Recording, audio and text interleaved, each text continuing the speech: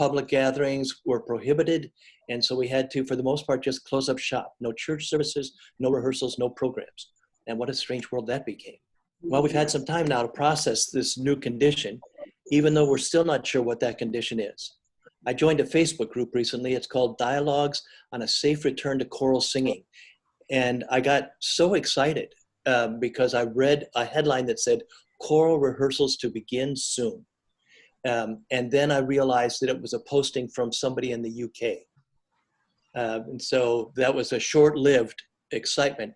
But you know, the UK is a little bit confused too. Yesterday, the same person posted a Winnie the Pooh cartoon. And Winnie the Pooh and Piglet are walking together, and Piglet says, "So are we really going to be able to sing again, Pooh?" To which Pooh responds, "Bugger if I know, Piglet, bugger if I know." Kind of wraps it up for us too, doesn't it? Says it all.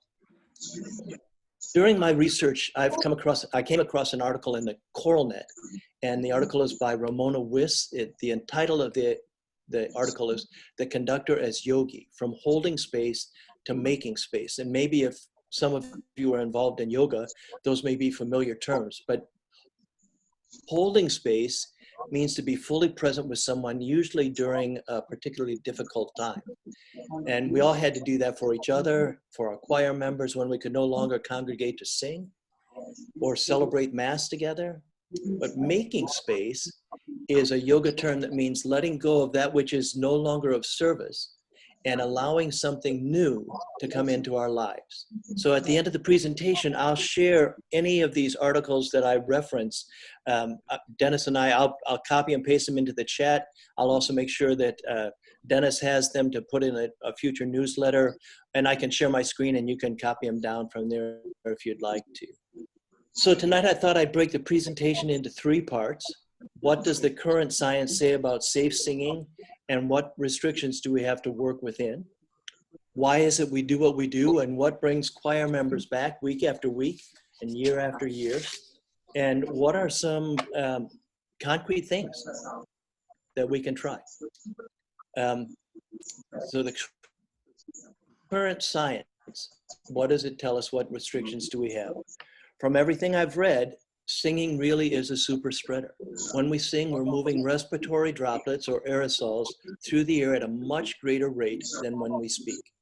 Even humming or singing softly pushes more of these aerosols into the air. When this all first started, the guidelines were 6 feet apart for social distancing, and that would work for strings, 10 feet for winds and brass, but 21 feet apart for singers. Fortunately, there have been some new studies that have changed things around a little bit. And the most important one is referred to as the Colorado study. I also have a link to that if you'd like to look at more. But the most important finding in that whole study, I think, is the use of a mask. And what they discovered is that the use of a good mask reduces the particles, or absorbs the particles by 92%. 92%. That's huge. And it makes things significantly safer. Now, Dennis and I have done a little research. I've looked at 3 different kinds of masks. One is called the singer's mask, and Dennis has that. He just got his today. He just came in today. If you want to take a look at his picture, he can show that to you. Yeah, it's really a wonderful thing, and it was designed by a Broadway singers, and it's made by Broadway. That there's no difference. Go ahead, Dennis.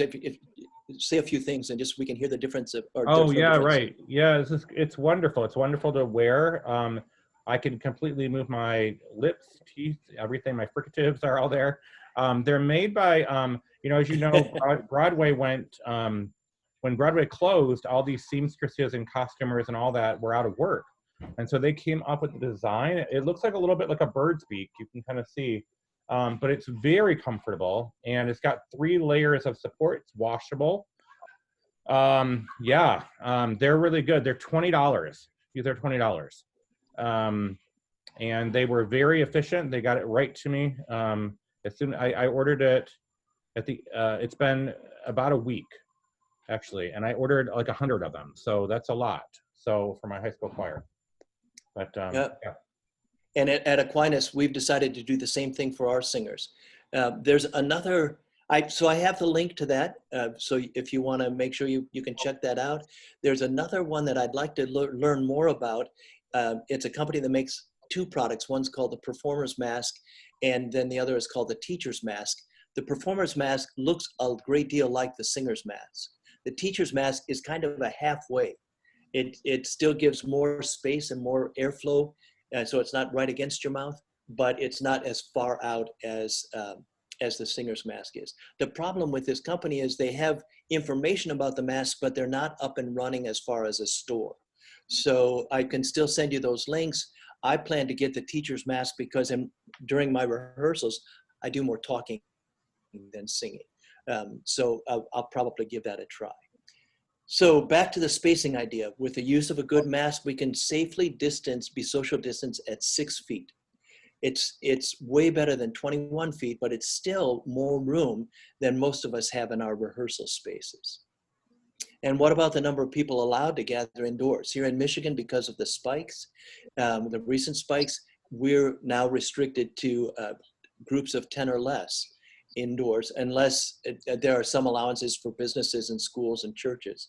But still, most places are less than 50%, often closer to 15 or 20% capacity in order to meet with the social distancing requirements. And so, as Dennis mentioned, there's still only the organist and a cantor, so 2 musicians allowed during the service. That's kind of it's just difficult, isn't it? So my next thing is, what do we do? Why do we do what we do? And I believe that most of us became choral directors because of our passion for sharing in the art of group subs to do this in churches and in schools. And I think others are directors by default. Somebody somewhere discovered that in your background, you'd studied music, you sang in a choir, you had piano lessons when you were 8. Somehow you became the default musician because you knew more than anybody else, but you're still doing it because of your passion and your love. And so you keep coming back. And what about our choir members? Why are they coming back week after week, year after year?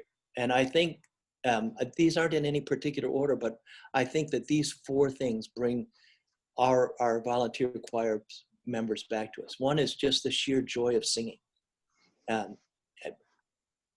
I love to watch church choirs because they just show. Well, not as much as we'd like to sometimes, but they show the love of singing and worshiping on their faces. The joy of making music with others. You know, it's sometimes a little bit scary to do it by yourself, but when you can be in a group, it's just a whole different experience. And then not any less important is the social aspect of our church choir families. I think that's a huge attraction for people coming back week after week. And then I think that all of us have this sincere desire to serve God through a music ministry, whether we're the directors or members of the choir. And is what we do important? Well, of course it is. We believe this with our whole being. But I just wanted to share a few quotes that I found recently from other people who talk about the importance of music. This one is from Plato. Music gives a soul to the universe,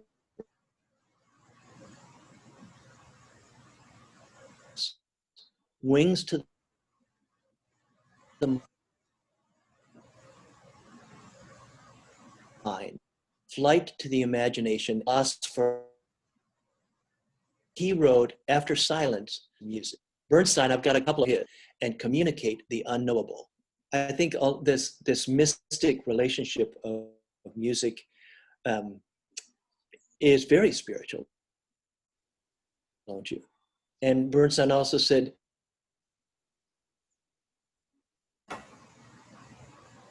this will be our reply to violence, to make music more intensely, That's kind of timely, isn't it, in this today's social world? And it also causes me a time to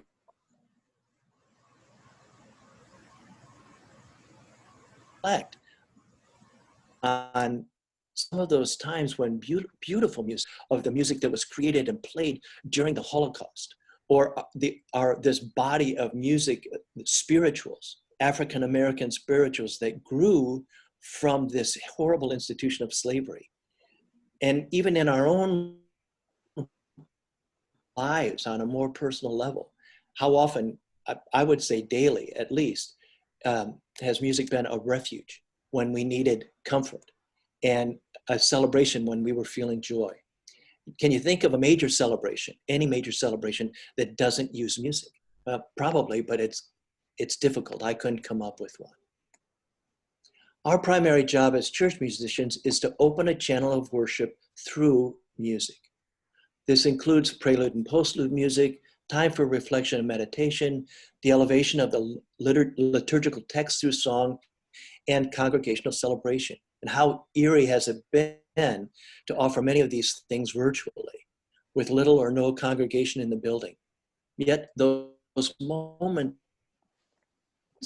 still have been of vital importance to our members as they watch a live stream service. We mustn't lose sight of the fact that this music brings reassurance to those who hear it. There's no such thing as having only a cantor and the organist. What is added through any service by this music is, as Huxley said, expressing the inexpressible. The big concern right now is, what about our choirs? What about all those volunteers who've had this opportunity taken away, space from some new ways to keep the connection that's so important to our singers? For many years, I was the choir director at Mayflower Congregational Church. I retired a year ago, so I missed out on having to deal with this pandemic directly. Like most Protestant church choirs, we led those in attendance with the congregational hymns, and we shared a special anthem spot during each service. Well, Mayflower, during this lockdown, has started, they live stream their services, but they also pre-record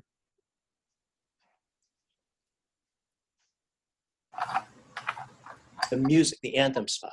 And it's just offered to other members in the church. You can just listen to this special music moment. And they use anywhere from a soloist to a quartet. They meet in the atrium at Mayflower, which is this beautiful place surrounded by stone and brick. So it's a very live acoustic, and it's just beautiful. And the music that's made there is just beautiful. There's a piano in the chapel, and the singers stand far apart in the atrium, and then they just record this. And then it's, maybe a 3-minute or 4-minute piece. Well, I think we could do this. While singing an anthem might not be particularly a Catholic tradition, this is something that could easily be done. Many of our parishes or your parishes are live streaming.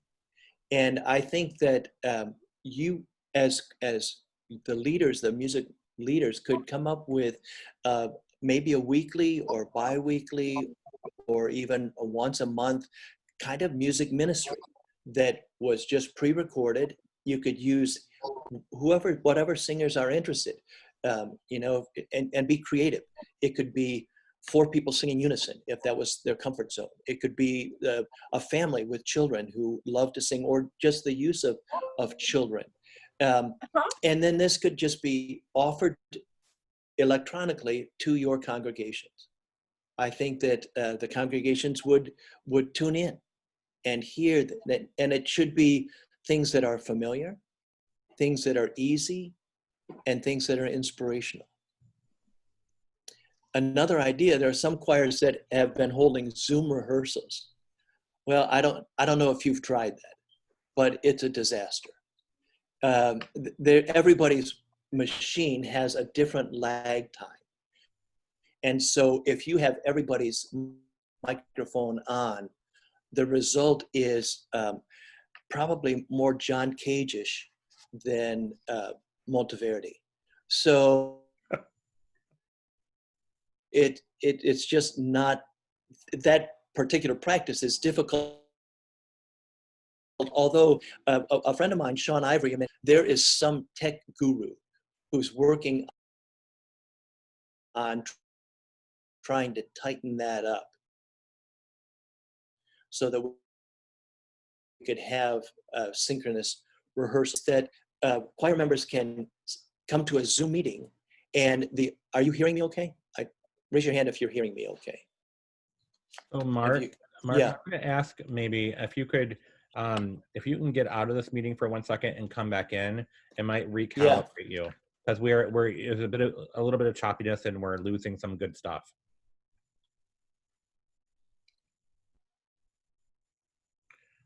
I'm going to let Mark back in here. I've noticed a number of you have made that comment in the chat, and also I've muted everyone as well. So we'll just give us a minute.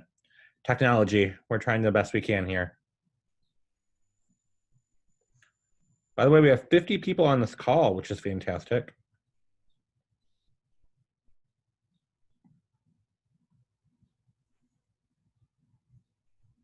So just waiting for Mark to come in here.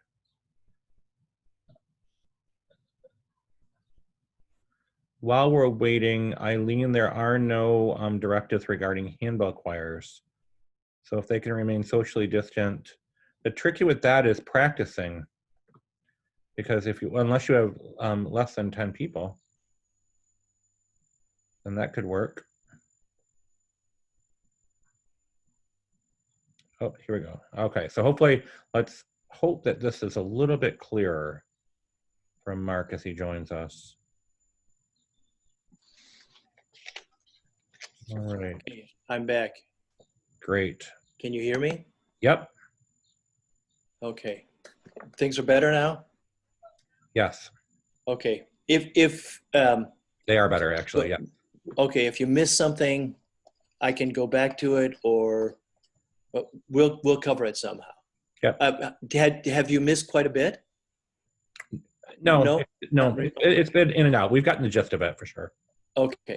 So we were talking about Zoom rehearsals, and one way that they have worked effectively is for the everybody to mute and just sing along. They hear the accompaniment and just sing along. I've heard of a couple of conductors, they'll conduct from their house and the accompanist will be in another space, but that doesn't work because the conducting and the accompaniment doesn't line up. So it's more kind of a distraction. It can be an effective rehearsal if you're working on something that the choir already knows, because when you're singing by yourself, you don't get a sense of ensemble. But if you're working on something that the choir is familiar with, they have that sense of ensemble already in their memory banks. So that could be an effective and productive rehearsal to go that way. For those of you who have advanced sound systems and advanced sound technology, have you heard about the driveway choirs? The driveway choirs was new to me. But you can go to a place like Walmart and buy an FM transmitter for $10 or less. And the idea is that you bring out a sound system to your parking lot, maybe under a tent, an electronic keyboard, and you and the engineer are there. Everybody has their own microphone, and they drive in with their cars and they tune in to your FM transmitter. And then you can actually sing together. It's broadcast through that FM band, which sounds kind of fun. I've asked our tech folks at Aquinas if we have the equipment. I know we have the equipment. Can we take it one step further and actually broadcast what we're doing so it becomes a parking lot flash mob sort of thing? So we're looking into that right now to see if we can take that idea and just even have students and community people drive into their parking lot and tell them what station to tune it to and give them a little concert. So who'd have thought? I never would have thought of that. Another thing I never would have thought of several months ago was doing a virtual choir. I must admit, I'm a big fan of Eric Whitaker and his virtual choirs and those projects. But my thought was, I'm near the end of my career. I can let the young guys do it and the young girls do it. I don't need to do all that stuff. But guess what?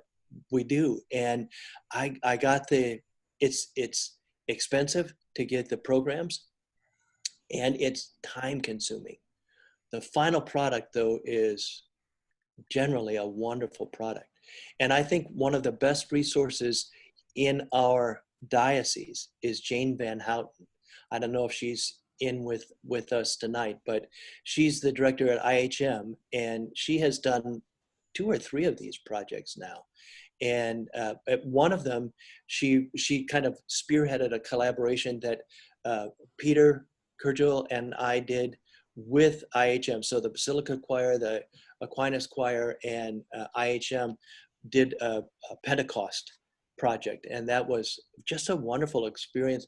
And so the idea maybe of collaborating with a sister congregation or a sister choir, even if it's just a duet from here or a quartet from one parish and then another, and then putting something together that both parishes could really appreciate. I think it's worth the time. Well, here are some other ideas, though. How often have we wished our choirs could read a little bit better? And I don't know, maybe I've often wished my choirs could read a lot better. How about offering time for learning how to sight read? Could we, once a week, those people who are interested, they have a little sight reading lesson, a music theory lesson. I've often been asked, but I've never created the time to do that in my rehearsals. Well, now we have the time. Same thing for voice lessons. There are a lot of people who have asked me, "Oh, could you give me some coaching?" Well, it's hard to find the time to do that. But you could do that now, and you could even couple that with, you'd like to expand your base of cantors, or even work with the cantors and really give them the opportunity to feel what it is that they're doing and learn to be more expressive. So a coaching opportunity would be good too. And what about the social aspect of the choir? I directed the Chamber Choir of Grand Rapids, and the last couple of years, we initiated a beverage night. Once a month, after rehearsal, we'd go to a local establishment, and there were probably 6 or 8 diehards. We were there every time, but oftentimes it would expand to 15 people. And the problem was late. Our rehearsals ran until 9:30. So going out after 9:30 wasn't always an option. So when the pandemic, and we would have in the evening, no one had to go anywhere, and it was just good to have some FaceTime and talk with each other. Well, your choir, and it wouldn't have to be a happy hour. I think the happy hour was probably my idea, but I think that you could have, I know that so many start and end their meetings with prayer, and there are times for devotion. What about a 20-minute or 30-minute meeting with your choir just to share joys and concerns, or to share a particular devotion? Just a chance for people to have FaceTime with this family that they call their choir. And so I'm going to kind of wrap things up here a little, well, this part a little bit. The key is that we're not in this alone. We're not in a vacuum, so we can't hesitate to ask each other for help. And if you've got an idea, just jump in and share it, and encourage each other. Dennis did ask me a little bit about, I know some of you not only direct your parish choirs, but there are schools associated with your parishes, what do you do about things now that school's starting? So I'm going to give some ideas that I've gleaned. Most of them come directly from the ACDA response, and I'll give you that link at the end too. So just some things to be aware of, really. Space. You've got to have adequate space. For many, it could be the sanctuary. It could be a gym. I rehearse in the recital hall at Aquinas College. It holds 221 people. Safely, we can hold 41. So that's a big difference. And we generally have rehearsed on stage. We're not going to be able to do that anymore. We have to go out into the seating area in order to be properly social distanced. Still, we have that space. At schools, there are not very many rooms that were designed for that kind of space between students. But what about maybe having some students go to the library? You have to work that out with your administration, or the cafeteria when the cafeteria is not being used, or the gymnasium, and weather permitting. Wouldn't it be great if we could go outside, but come the end of September, that's not always an option here in Michigan. So anyway, the space is important. And then know the limit of your performance space. When you come back, or if you are going to have an opportunity to perform, where are you going to do that? And how are you going to keep the people social distance? We're going to do it at Aquinas through live streaming. And we'll record from the same places where we have our rehearsal. And we've even set it up so there's a traffic when we do. We're going to share, all of our concerts are shared with the orchestra and the band, rather than make any one group try to hold a whole hour on their own.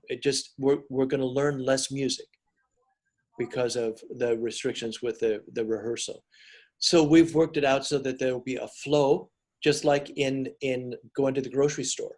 You know, you come in this way and you go out that way, so that we minimize crossing paths. Use masks. It's a no-brainer. And then no sharing of the music, no pencil sharing. You shouldn't keep stuff stored in a folder area. The students just have to become, and whoever you're working with, they just have to become responsible for bringing their own stuff. Shorter rehearsal time. The recommendation is no more than 30 minutes. So I'm sure you've all heard, it's not only how many of the aerosols are in the air, but how long are you exposed to them. So they suggest 30 minutes maximum, and then clear the space and allow one total fluctuation or circulation of air to help clear things out. That's about 20 minutes depending on the space. Also, if you have any kind of, whatever ventilation you have, make sure that it's working. But our auditorium, we're just going to have to leave doors open so that there'll be some kind of ventilation. What I think one of the things to be careful of, though, is to bring in like the big box fans and stuff, because then you're pushing those aerosols right back at each other. So you want whatever the natural flow of air is in your room. Allow for more time for conversation, maybe not so much time singing. Let's see, for a while, work in smaller groups. And I don't know how you do that. I can do that more easily at the college level. I think we can do it more easily with our church choirs. Maybe we just have men one day and women another day, or we have sopranos and tenors one, or we mix things up. I can do that. If you're teaching in a school and your students are assigned that period to be there, you've got them all that period. But maybe just working with a smaller group at a time. And then as best you can, those people in your choirs who are most compromised, they need to be at the back of the choir, just as a safe practice. how about, do you have section leaders? If you have section leaders and you can send a group out to another room, that would be great. Maybe you have some parents who could help out with that. You're not going to get as much music done, but I discovered when we went to got online teaching last year at Aquinas, I discovered that by giving students a writing assignment, I heard some voices through the writing that I never would have heard of. They never would have spoken up in a rehearsal. First of all, I don't provide the time, and that's my fault. I'll try to do more of that now. But some students just won't volunteer that kind of information. Some people are just more shy about that, but they write beautifully.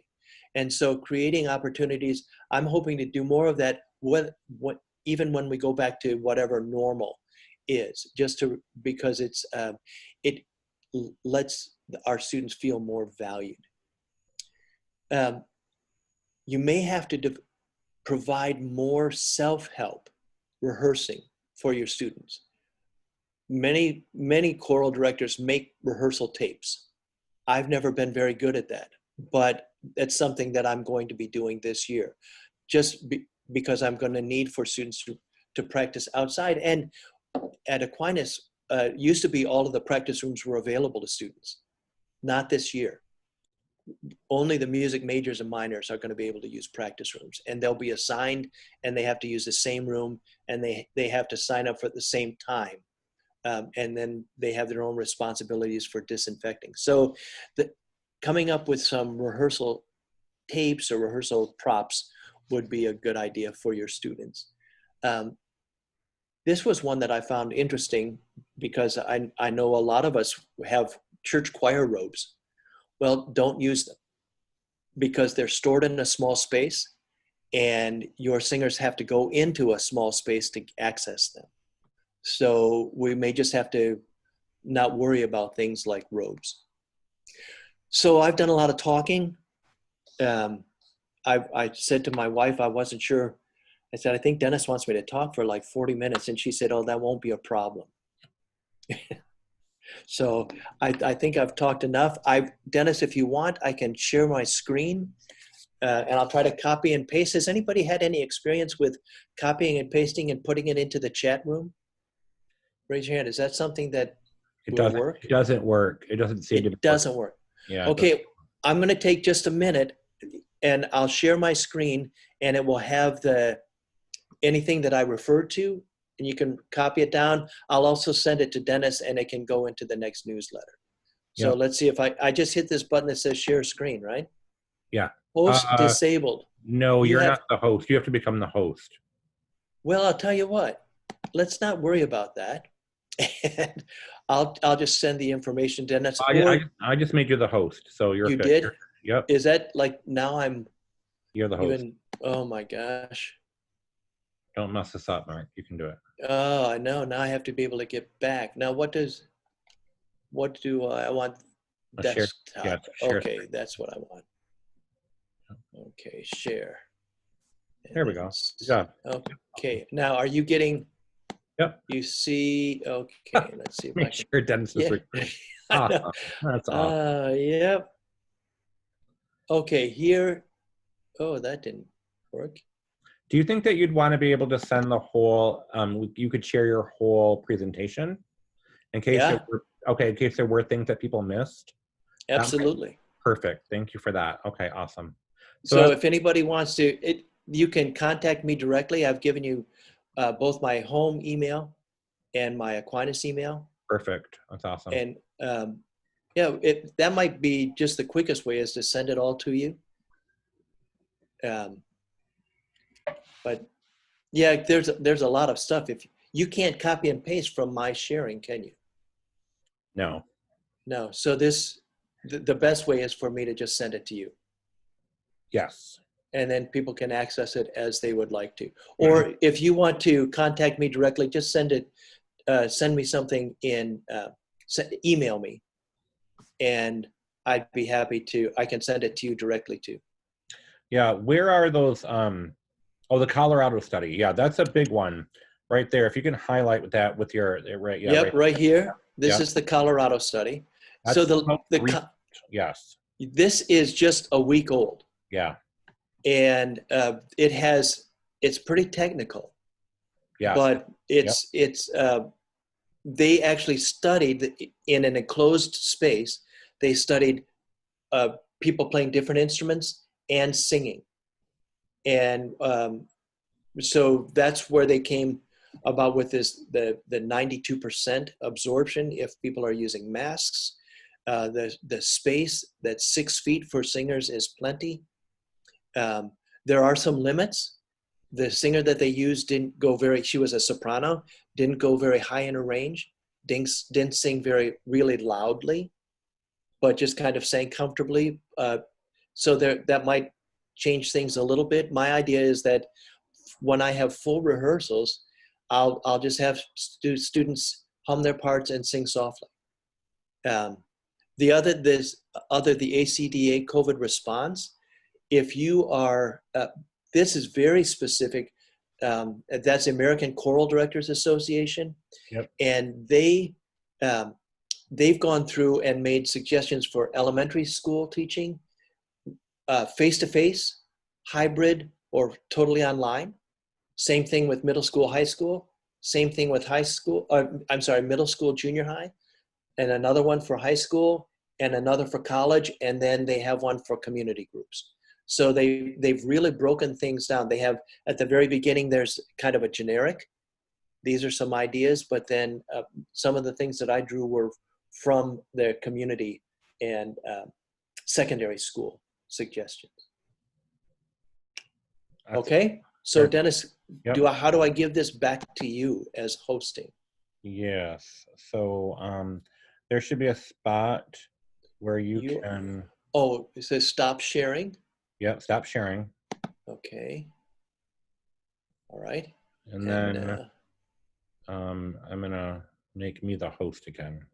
Okay. Oh, no, I can't do that. I think you have to... I have to make you the host? You have to make me the host, yeah.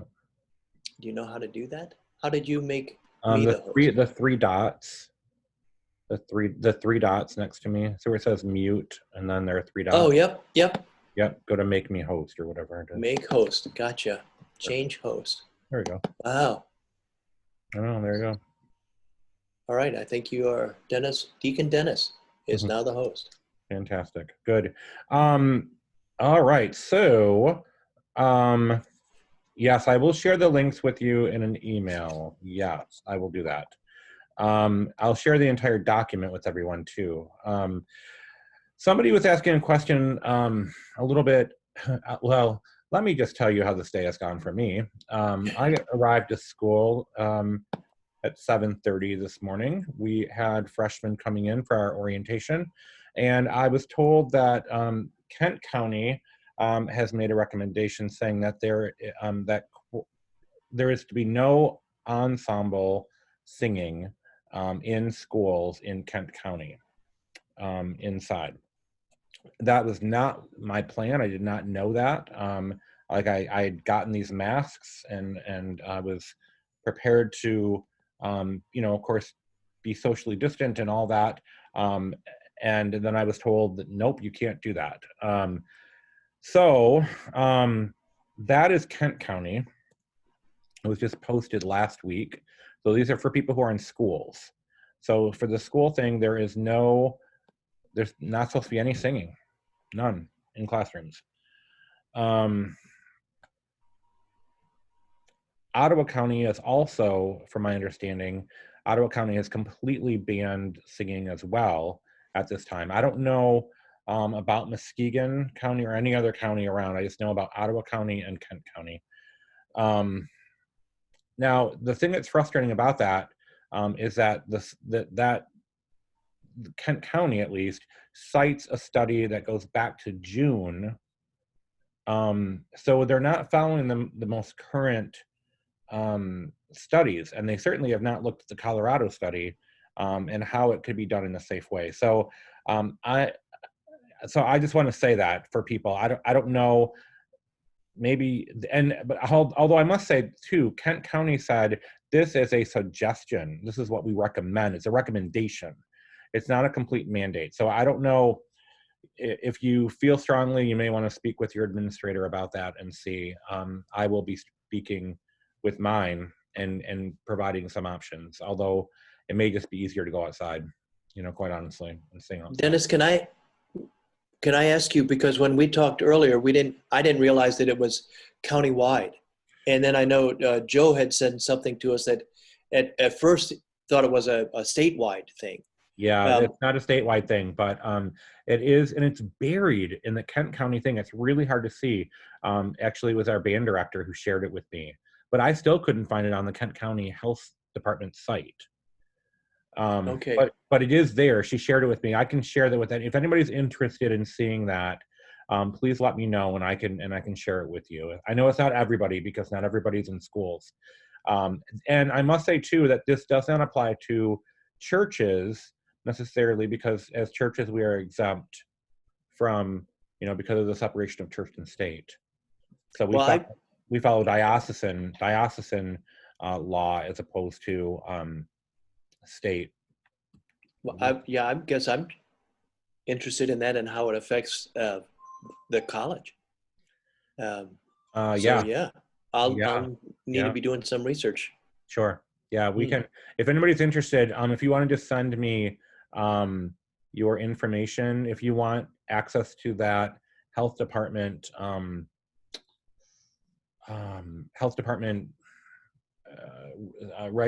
recommendation, I can send it to you. Just let me know.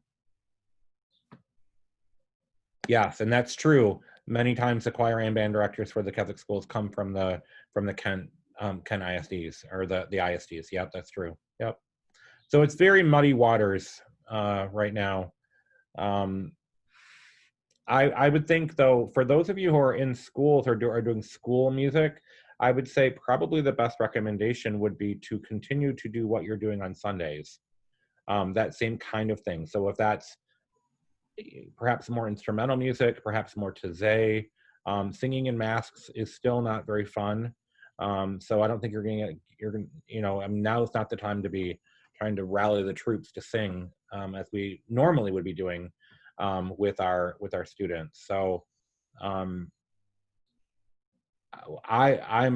only planning on using a cantor for the responsorial psalm and maybe the ordinary, and just keeping it at that for me at Catholic Central. But you can make your own decisions on that. Dennis, can I pipe in? Yes. Who are you? It's Mary Alice. Yes. I put together some speech chorus stuff for school. Like I took Shel Silverstein poetry and put it to rhythms, and thought that I could get an ensemble to work that way through speech rather than singing and learning about rhythm and parts and whatnot. So that might be an idea to take scripture or, something like that.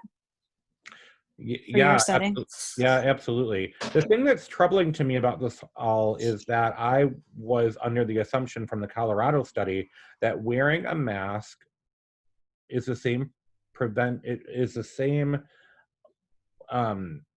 give or take, a few percentage points. It's as safe as talking wearing a mask.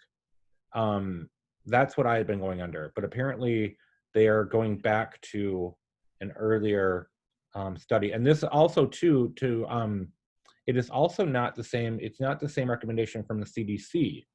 The CDC says that if you are wearing a mask, that again, you are protected as you would be if you were speaking. So, I think that this is a very fluid time right now. And I think things are changing every day. So I'm not going to get too hung up because I think it could possibly change for better or for worse. I hope for better, but yeah. Okay. So now is the time, my friends, for you to ask some questions. The chat's been pretty good. I think a lot of stuff has been answered.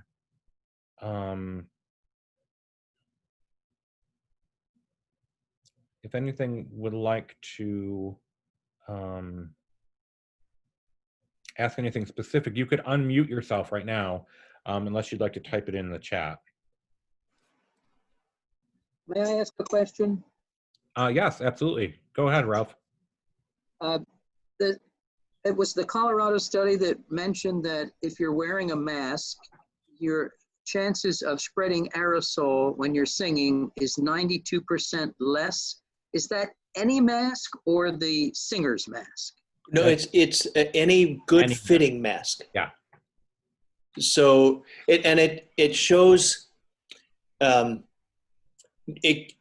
study itself shows like different examples. This is a good fitting mask. This is a poor fitting mask.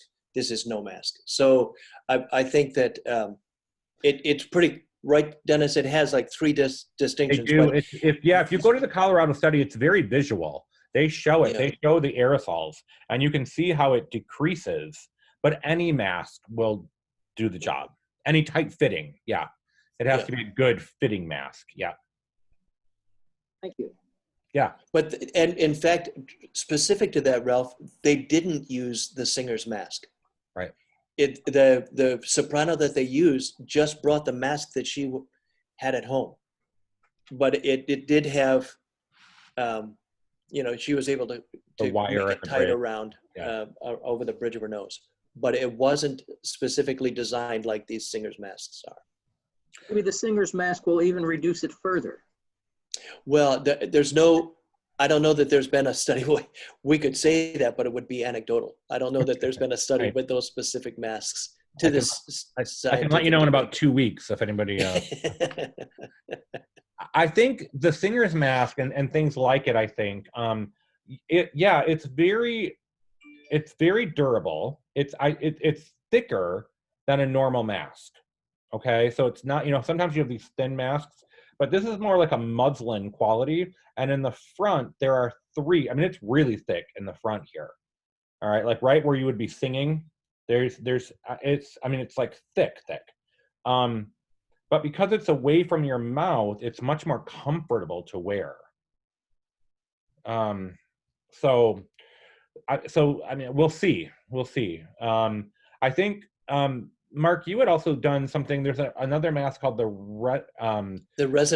The resonance mask. Yeah, and that seems to be very, like, almost professional quality, but it was a lot of work to kind of keep it where it needed to be, and it was also very expensive. Well, and you had to have filter inserts. Yes. And correct. the filter inserts had to be replaced after every use. So what Dennis discovered was you can buy 200 filters for $90. Well, Yeah. and that's fine if you're the only one using them. But if you have a program that has 50 people or 50 students or more. 70 students or 90 students, you're going through that every week. So it's very cost prohibitive. This singer's mask, they're wash and wear. You can wash this. Yep. Yeah. Yep. So I can't speak highly enough about this. I mean, it's really a good product. Very comfortable to wear. You can totally move. Here's the inside of it. So there's lots of space in there as well. And like I said, this part right here is very solid. So even if you got it for yourself, and were to wear it, or your cantor, it would look a little funny, I suppose, maybe, but I don't know. I had a question about that. Are you planning to use those singing masks for liturgy? I was going to ask about cantors and all of that. No, we have been allowing people to, if they're participating in liturgy, to sing or to speak without wearing a mask. They wear it until they come up to the ambo or wherever the cantor stand is, and then they take it off. So. Okay, and then if we would have, say, a 4-part choir in late September, yeah, they would just be unmasked. I mean, that sound would be very muffled, They would so it's need just to for be, rehearsal. Liz, I think they would need to be masked. I think you'd be better off to have your singers, if you had 4 singers, masked. Unless they were really, really, really, really spread out. In fact, I wouldn't even recommend that, actually. I would recommend them being masked. And if this is the way to go, this is the way to go. You know what I mean? Have you tried that with the microphones yet? I guess there's not really much opportunity for that yet.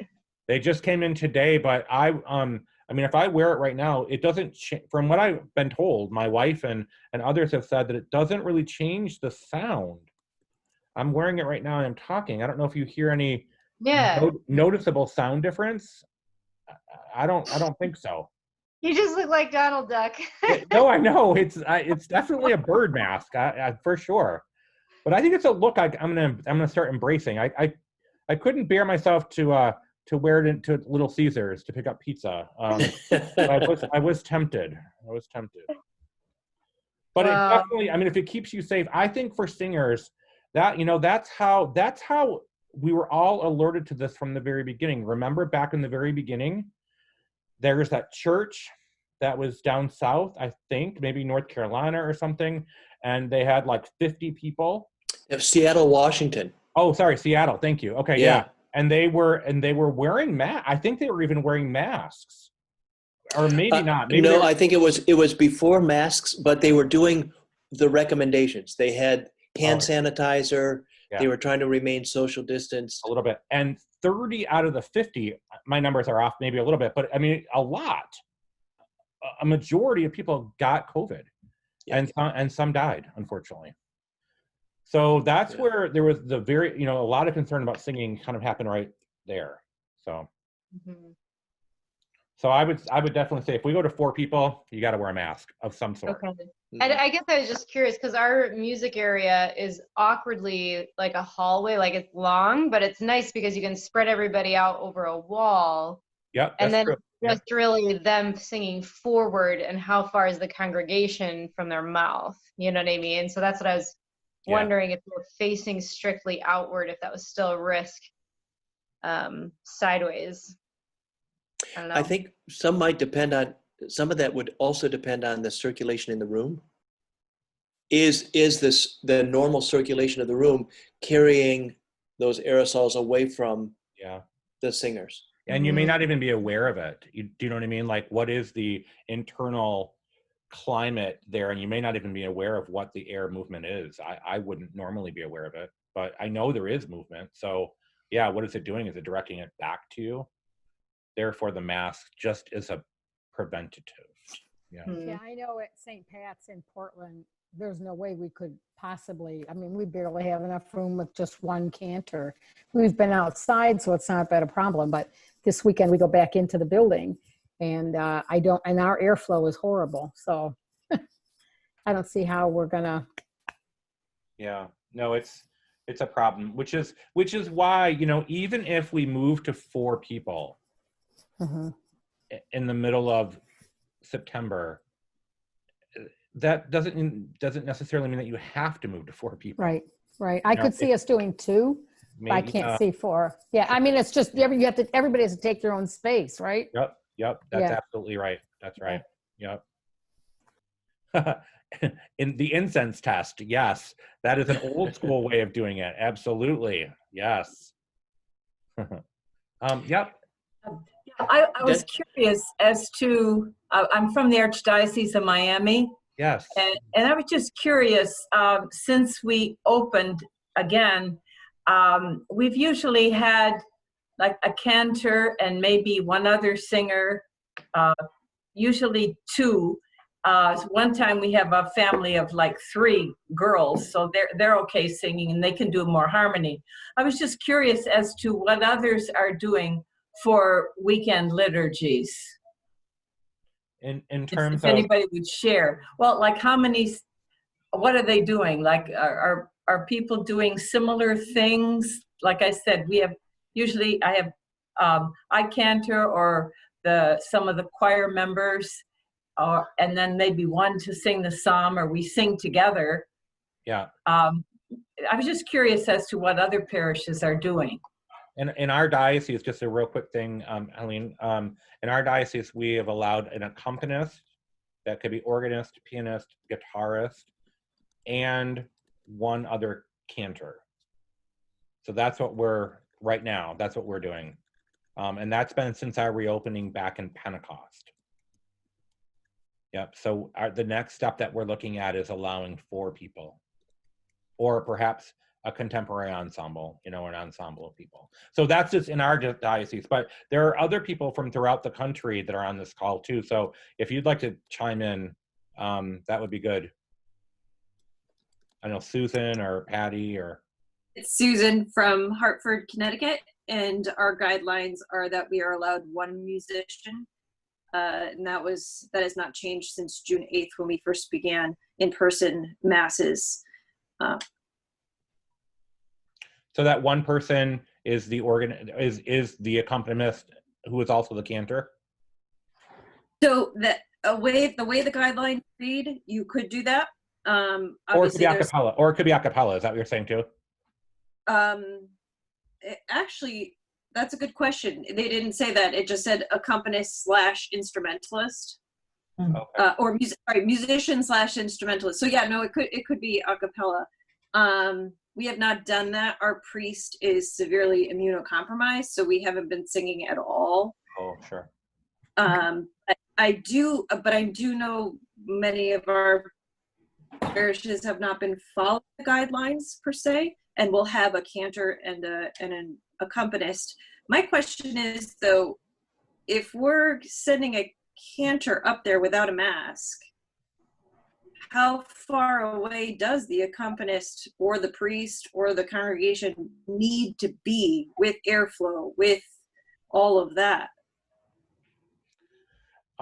That's a great question. We have been really trying to, one of the things, we talked a lot about this when we were looking at reopening back at late May. And a lot of people are limiting themselves to a certain space, right? So the cantor has their cantor stand. No one else is in any proximity to that. I would say that for the most part, at least at the cathedral where I'm at, the cantor does not go to the ambo for the response like they normally would do. The reader goes to the ambo, the lector, or the deacon or the priest. Yeah, so we are very spread out, and we maintain our own sort of area. Yeah. And you're not worried about, well, in a cathedral it might be bigger, but you're not worried about kind of that's the aerosols going through the building with. It's a concern when we distribute communion and we become closer in contact, then we do wear masks. Clergy do. But when the clergy are in the sanctuary, or the lector comes up to the ambo, or the cantor comes up to the cantor stand, then they remove their mask for the time that they're ministering. Same here.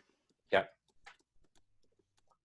It's maybe not perfect, but it's been working so far as I know, anyways. Others from throughout the country, maybe to respond to, is it Helene? Is that correct? Okay, maybe to Helene's question about what you might be doing in other spots. Right.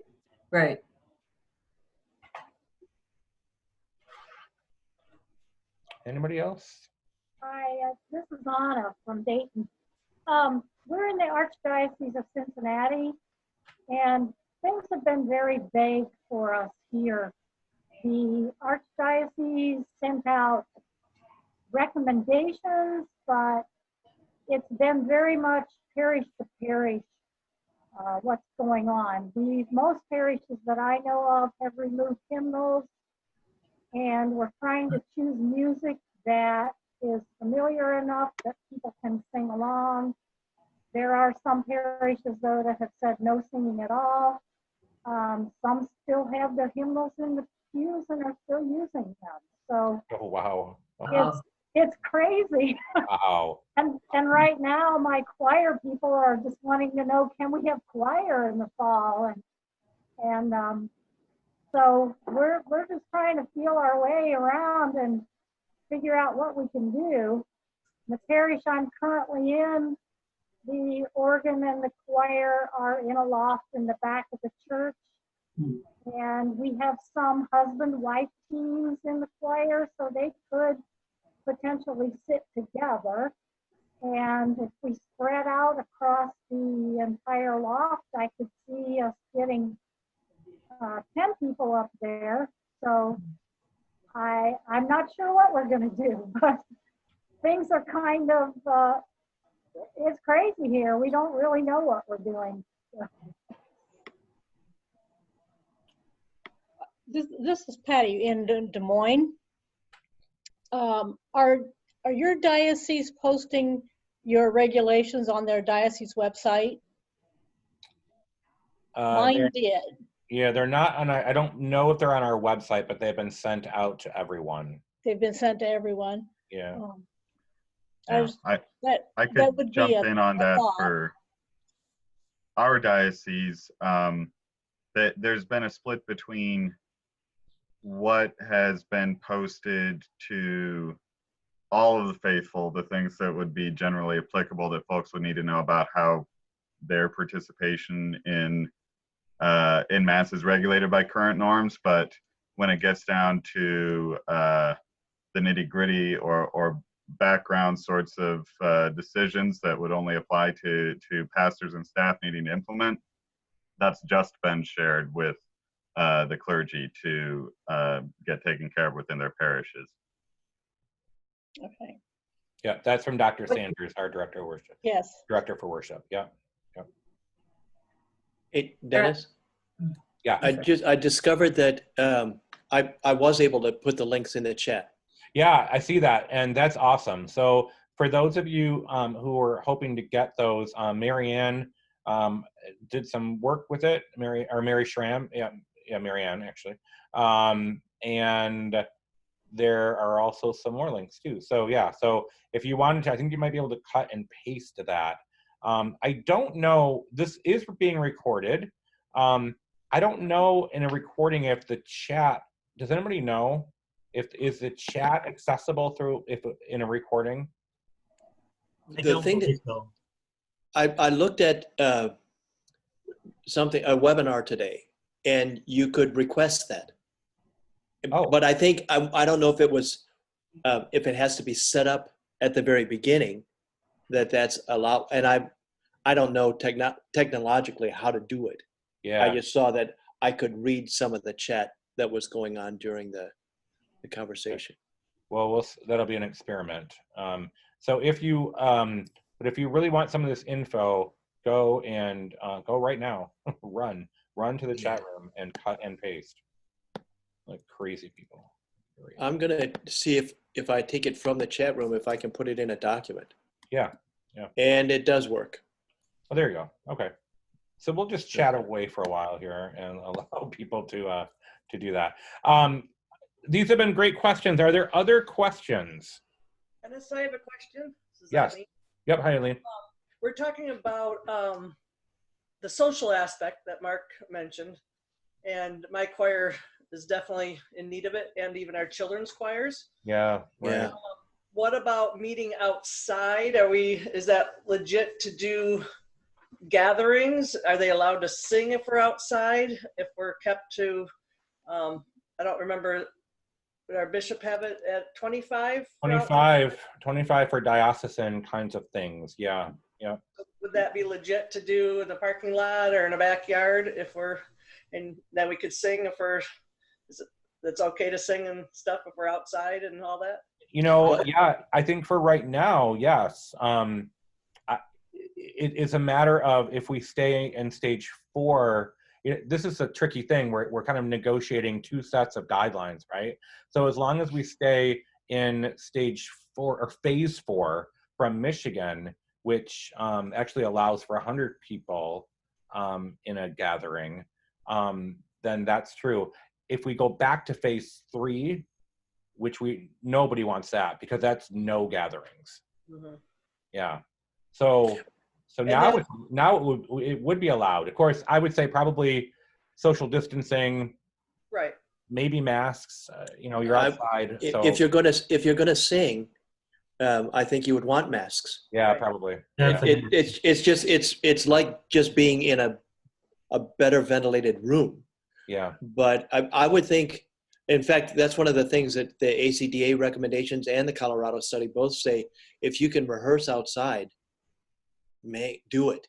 Yeah. Any opportunity that you have to do that, but you would still want to maintain. They didn't say anything about shrinking the distance or doing anything else. It was Right. just a different space. So keep all of the other same precautions or protocols. It's a great question. Yeah. Yeah. Yep. So as long as we, I mean, like, and as I think Mark said, we have a window right now where it's really beautiful to be out. Obviously we wouldn't be able to do this in, November, December, as January. Miami still could probably do it though. You'd be good to go down in Miami. Oh yeah.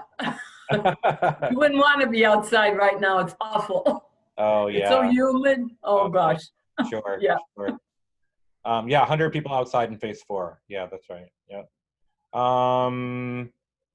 Good. Yeah, handballs would be fun outside. It could be really cool. Like a kind of a carillon concert. Actually, it'd be lovely. Great. Other things. I know that Mark earlier was talking about the importance of, why do we come together as singers? What does this mean? And I think it really is important to reflect on the importance of this for many people that come to your choirs. When we stopped back in March and we kind of went through that long stretch, we're still in it actually, but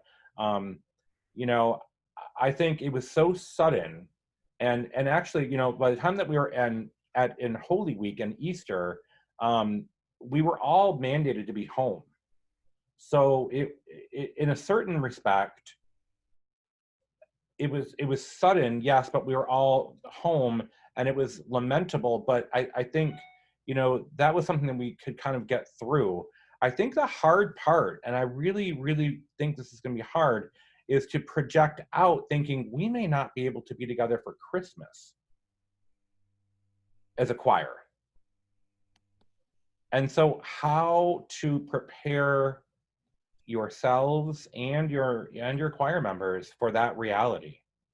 That's going to be hard, I think, for people. So yeah. So what are some and our things church members?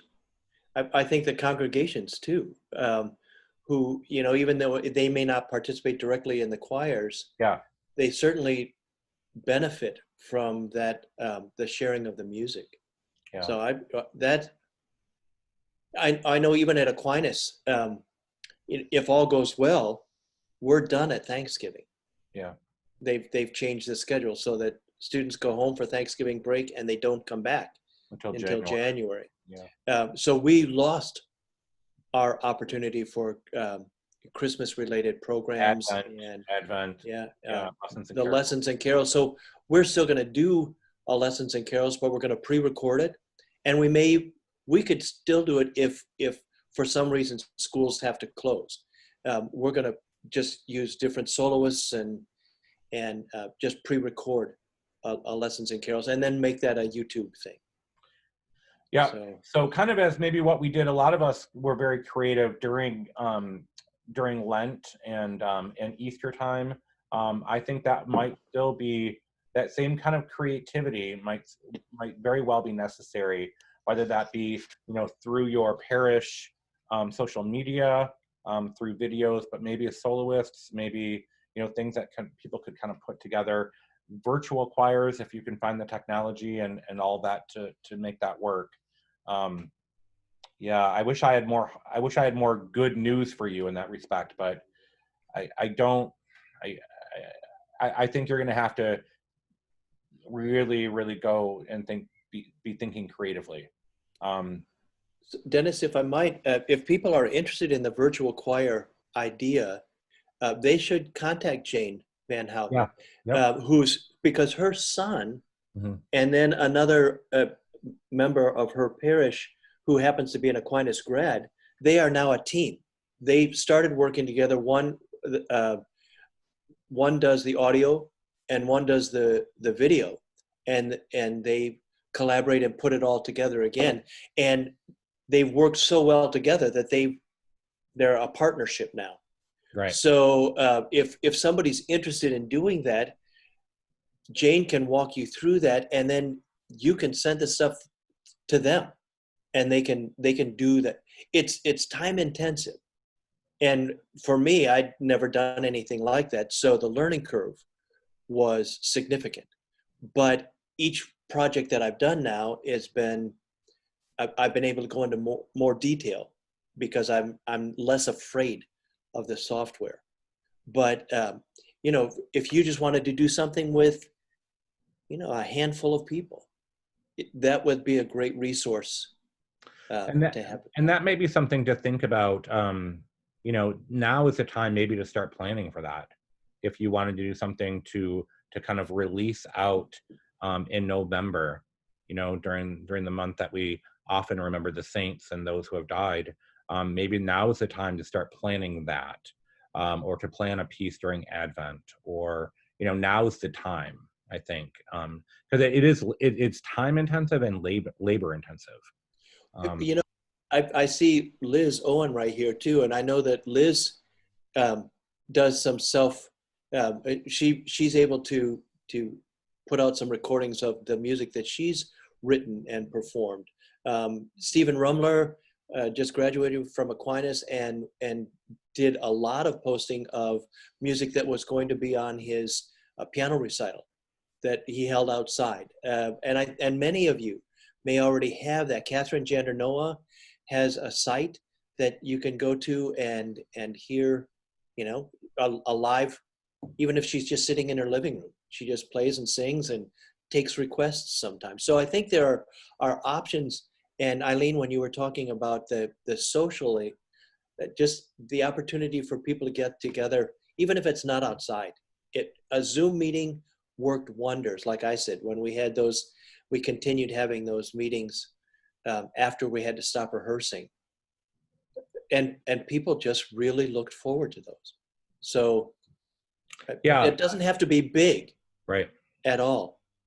But I think just acknowledging that what you provide for not only your choir members but for your congregations, even in small doses, is critical.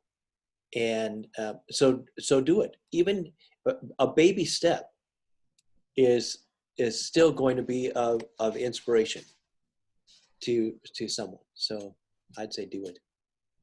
Yeah, and you can easily do that. Facebook, you can record it. And our cathedral musician, Matt Jacob Bison, does that, was doing it weekly, you know, just making a recording and then releasing it on a Sunday on Facebook. And people really appreciated it. Mm-hmm. So there are different ways perhaps now to reach out to people, knowing that liturgically, you're going to be a little bit limited for a while. We are all going to be a little bit limited for a while. With my choir, the group right from the beginning, they said, we want to have a Zoom meeting on Wednesday night during our regular choir practice. So every single week we have, you know, gone on maybe, and then we name that tune, and the organist was always on, and he would play a few bars from the songs we've done, but in the middle of the song, sometimes not, you know. And so we had a contest and, you know, this kind of thing, but at least we were communicating. Now, most of the time we might be 6 or 8. I mean, the choir altogether is like about 30 or something, but just maybe 8 of us will be on, but it was that connection that we all miss so much. Mm-hmm. Mm-hmm. Absolutely. I think what a cool idea. It was great. Yeah. It is great. Yeah. And even like this, you know, we've been talking about, you know, getting together for diocesan kind of groupings and all that. We've done more of that, and there have been more people that have been able to join in on these Zoom meetings. It's been really a blessing, actually. The technology has been there, so it's been good. All right. It's going on almost 8:30 right now. I guess send the link of the health department recommendation. Yes, Maria, Christina, I will do that. Yep.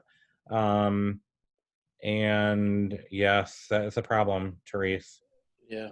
It's sure hard. is. It's hard if you don't have internet. Yeah. Anybody else have one last question for Mark or for Dr. Sanders and myself? Anybody? I think what we'll do is I will see if we can get this put out via our NPM channels, and also I'll send a copy of the presentation to all the people that are also in the diocesan music director list as well. If you are from outside our diocese and would like a copy of what we've talked about, or would like me to send you a copy of this recording or a link to it, just send me an email, and I can give that to you right. Oh, you probably already have that, probably, right? Is that, or maybe you don't. Let me just type it in the chat real quick here so that you can see it. And if you'd like to send me an email, I'll send it off to you.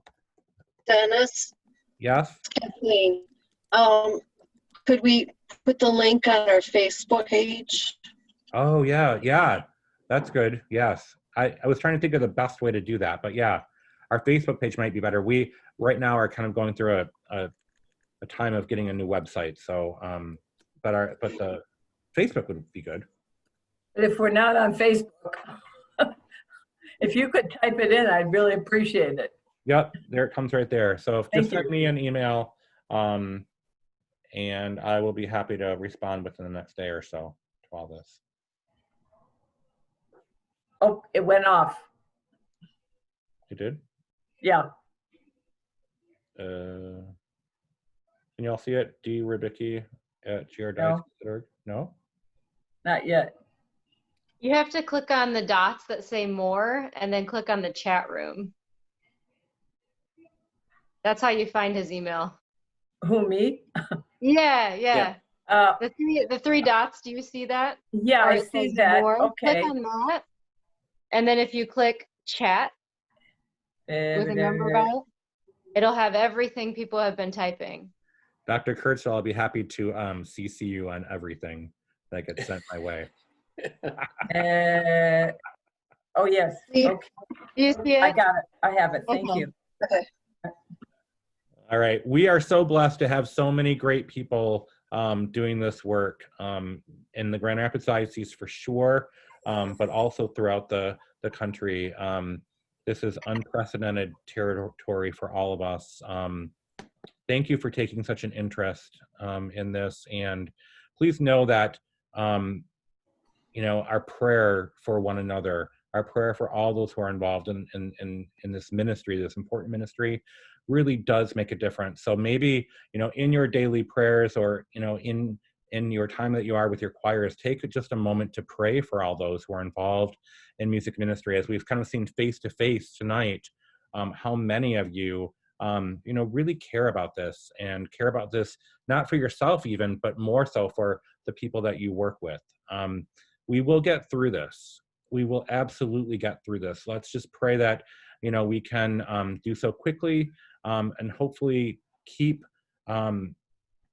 saving lives through, praying that our country will continue to come around in terms of, wearing masks and doing all that we're asked to do, because it's kind of this sacrifice for everybody. Let's just pray that we can really try to minimize the amount of people who are affected by this. So that is my prayer for all of you. And thanks to Dr. Webb and to our local NPM chapter for being part of this. For all of you great people, thanks. Please don't, if you have any questions, please reach out to me. I'll pass them on to Dr. Kurtzel. He'll get right back to you. That was just a joke. That was a joke. But no, we will though. If Dr. Webb can help out, Dr. Sanders, anybody who can, help out, we're all in this together. So if it's helpful, maybe we'll do this again in a month or so, maybe in September.